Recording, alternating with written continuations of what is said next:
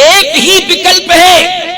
मैं एक बात कहता हूं, आप सबसे बता रहा हूं, आप रामायण घर घर में रखो और अर्थ सहित गीता प्रेस गोरखपुर की रामायण जो बड़ा साइज की है उसको रखिए।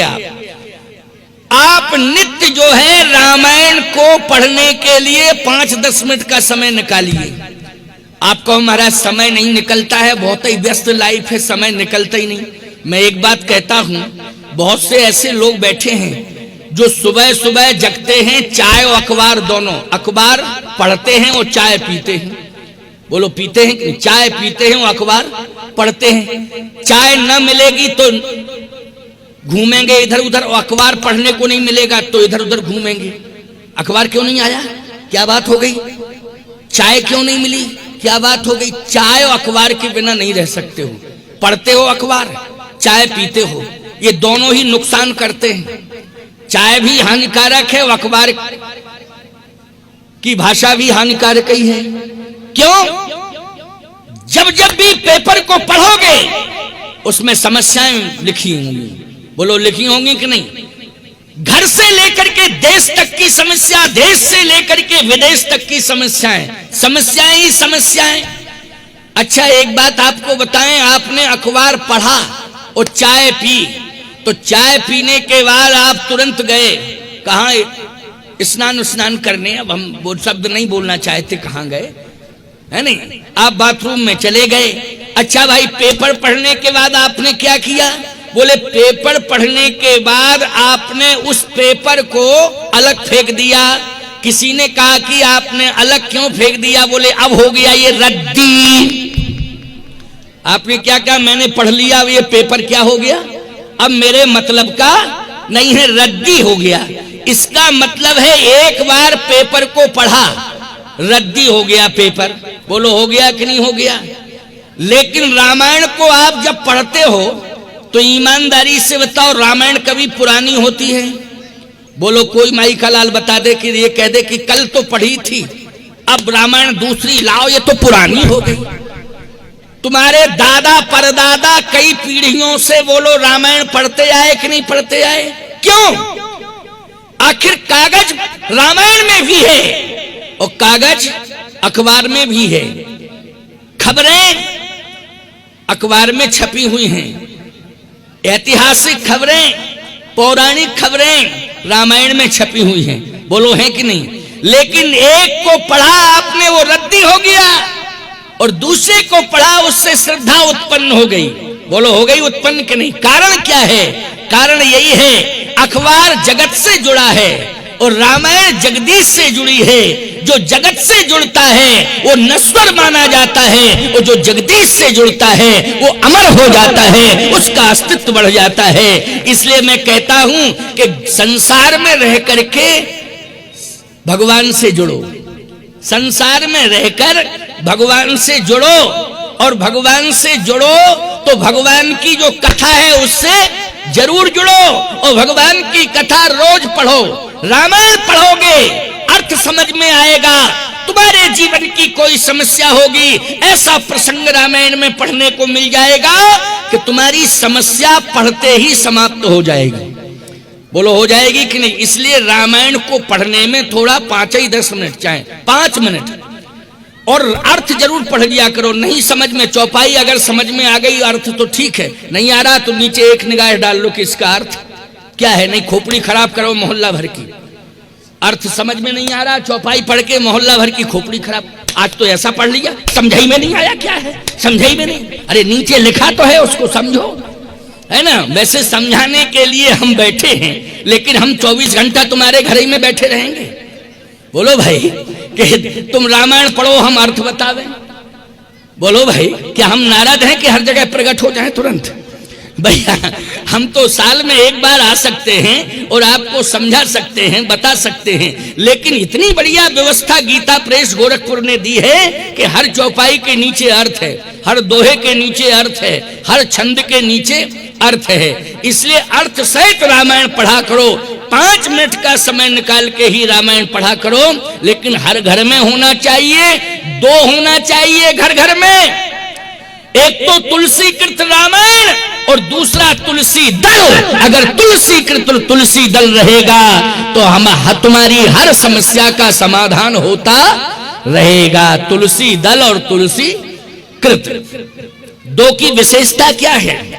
कहे ताप हरत तुलसी जगत, तम हर करत प्रकाश,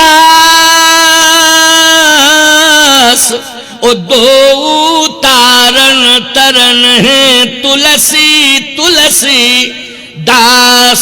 बोले दोनों से ही कल्याण है, दोनों से ही उद्धार है। एक और महत्वपूर्ण बात सामने आई, क्या? भगवान शंकर ने कहा तुलसी रामचरित का विस्तार करो, तो तुलसीदास जी बालकांड से प्रारंभ किए रामायण और उत्तर कांड में पूर्ण कर दिए। कितने कांड बने बालकांड से लेके उत्तर कांड तक? 7। बोलो कितने बने?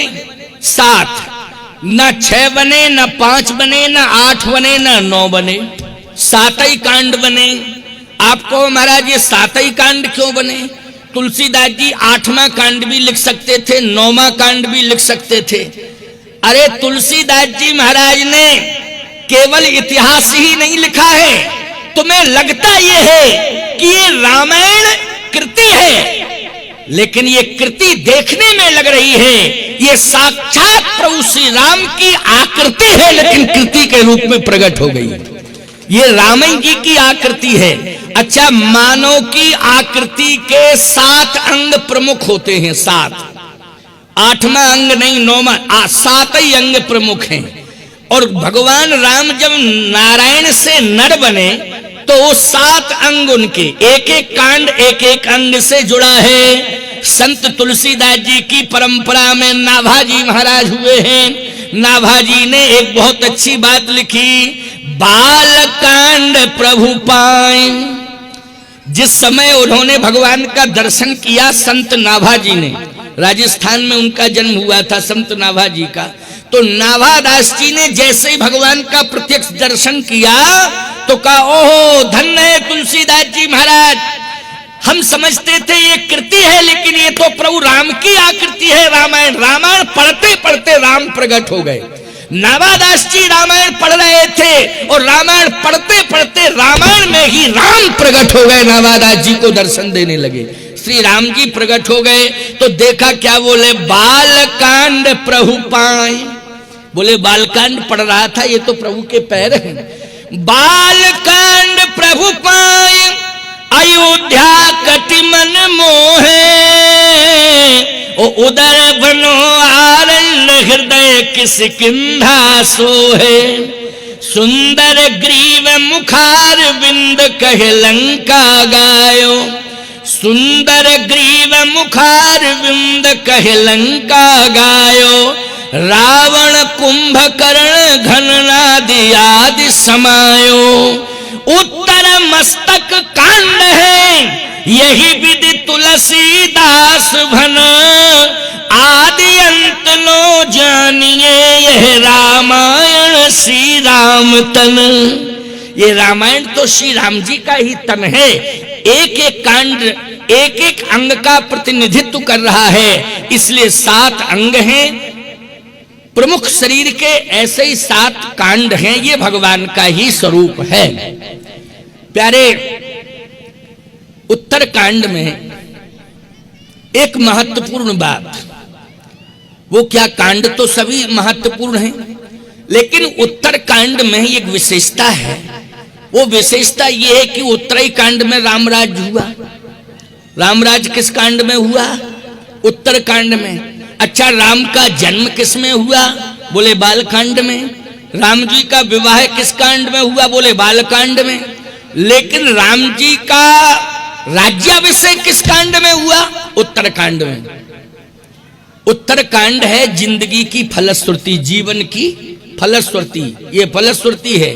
संपूर्ण जिंदगी में जितने भी प्रश्न हैं, उन सभी प्रश्नों का उत्तर उत्तर कांड में है। पूरा उत्तरकांड पढ़ना, पूरा उत्तरकांड पढ़ना। जिंदगी में जितने भी तुम्हारे समस्याओं के पहाड़ खड़े हो गए हैं, उन समस्याओं के पहाड़ों को ध्वस्त करने में उत्तरकांड बहुत बड़ा सहयोगी है। हर समस्या का समाधान उत्तरकांड पढ़ने से मिल जाएगा। लेकिन पढ़ना पड़ेगा तुम्हें उत्तरकांड, बालई कांड नहीं पढ़ पाते, उत्तरकांड कहां से पढ़ोगे? फुर्सत ही नहीं है। लोग कहते महाराज फुर्सत नहीं, क्या करें? हमने कहा भैया कभी कभी तो फुर्सत निकाल लिया करो। कहे रामायण पढ़ने की फुर्सत नहीं। हमने कहा एक बात बताओ, चाय पीने की फुर्सत? बोले वो तो निकालनी पड़ती है फुर्सत। हमने कहा भोजन करने की फुर्सत, खाना खाने की? बोले वो तो खाना के लिए फुर्सत निकालनी ना पड़ेगी। और बोले काम करने के, बोले कामों करने के लिए फुर्सत निकालनी पड़ती है। काम तो करना ही पड़ेगा महाराज, इसके लिए समय निकालना ही पड़ेगा।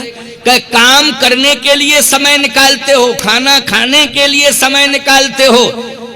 मैं कहता हूं राम कथा सुनने के लिए फुर्सत क्यों नहीं मिलती? कहे महाराज व्यस्त लाइफ है, फुर्सत नहीं मिलती। हमने कहा कभी कभी निकाल लिया करो समय। कहे महाराज सोचेंगे लेकिन फुर्सत